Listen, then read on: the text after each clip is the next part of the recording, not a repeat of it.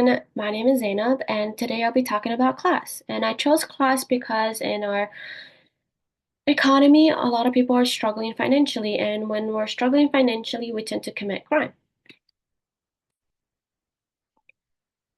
All right. And so while I was writing my paper about class, I mentioned social disorganization theory, and social disorganization theory focuses on the environmental factors, and that is poverty and inequality that can which can compel someone to commit crime or to partake in a crime.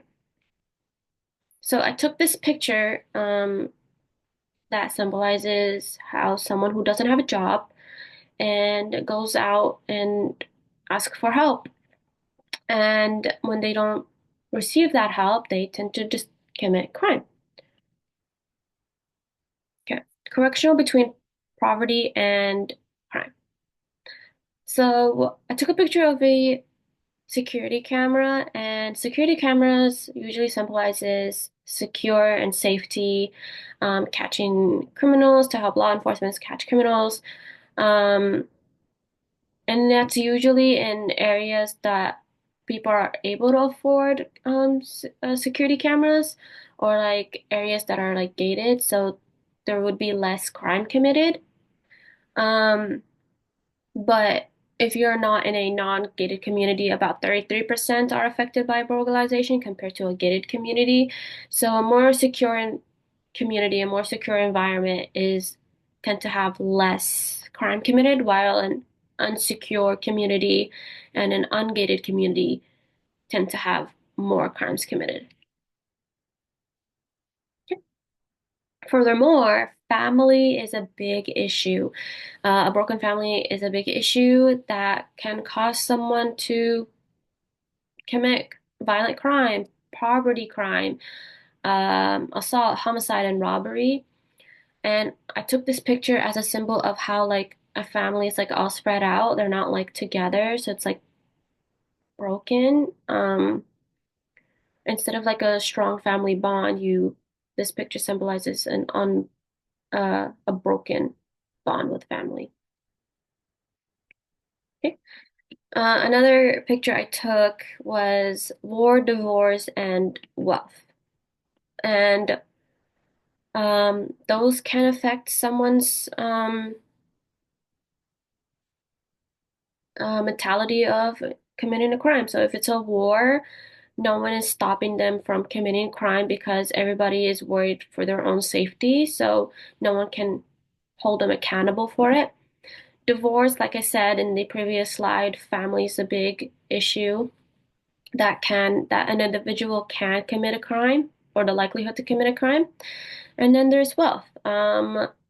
If you're wealthy, you're able to survive and live the best life. And if you're not, then you tend to struggle and in order to survive, you tend to like shoplift or anything to put on your table. Right. Correctional between economic mobility and crime. So economic mobility is an individual that tends to have opportunities in promotion, school, able to go to college or get a PhD. Um, but a person who's unable to do that, they tend to commit a crime. And so um, when a child lives in a peaceful environment, they tend to have a positive outcome and see growth. But if it's a child that is not in a peaceful environment, tends to struggle and not really do well in school, they tend to commit crime, and so on. So I took this picture as like houses are being built, as a way that shows economical growth and mobility. People are all buying homes, and uh, the this area here is a playground, so it's like a peaceful environment where kids can play, clear their heads, feel safe to play around. The differences between income, wealth, and financial assets.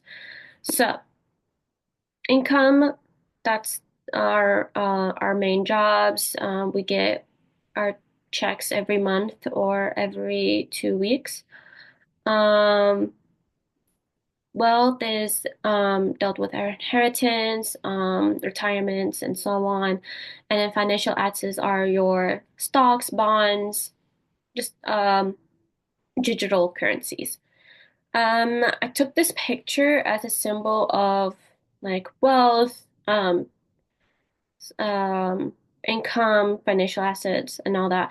So if we see, you guys see the Cybertruck here, that symbolizes the person is able to afford a Cybertruck. And I think they go around like 100K or 200K.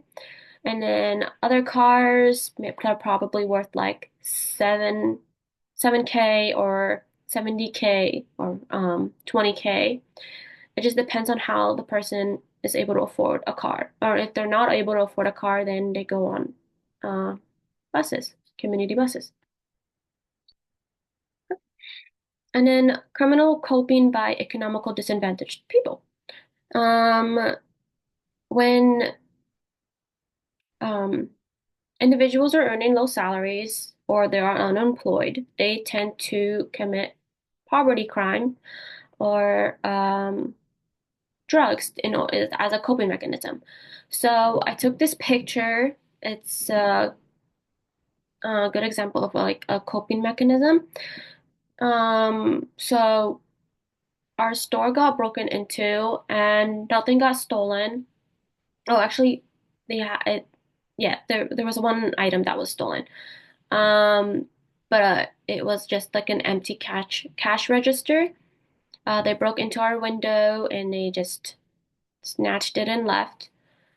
Um, yeah, and then another example is that stores are starting to lock up their essential items because of shoplifting. And if you see in certain areas, your probably like your local Target is not locked up, but my local Target, the essential items are locked up. And that's because of the high crime rates that's happening in my area. And so when families are unable to afford certain things, they tend to shoplift and a good example would be like those essential items that are locked up because those are mostly being shoplifted.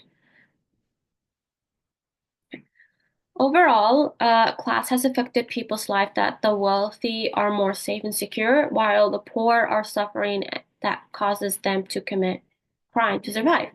And I took this picture of um, police cars because in my area there's a lot of like crime rates happening, and so they would patrol the area every like hour or like every 2 hours or so. So focus on the main um they focus on the main like high crime areas. And that is my presentation. If you guys have any questions, do comment down below. Um, yeah, bye.